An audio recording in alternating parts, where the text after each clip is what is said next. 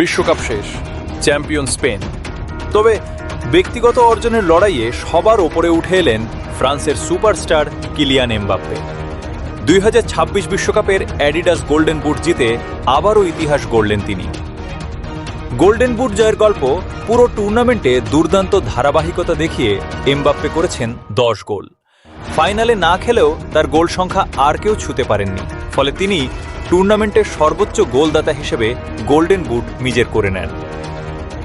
ইতিহাসের পাতায় এমবাপ্পে এই অর্জনের মাধ্যমে এমবাপ্পে টানা দ্বিতীয় বিশ্বকাপে গোল্ডেন বুট জয়ের বিরল কীর্তি গড়েছেন। বিশ্বকাপ ইতিহাসে এমন নজির আগে কেউ গড়তে পারেননি বলে বিভিন্ন আন্তর্জাতিক প্রতিবেদনে উল্লেখ করা হয়েছে।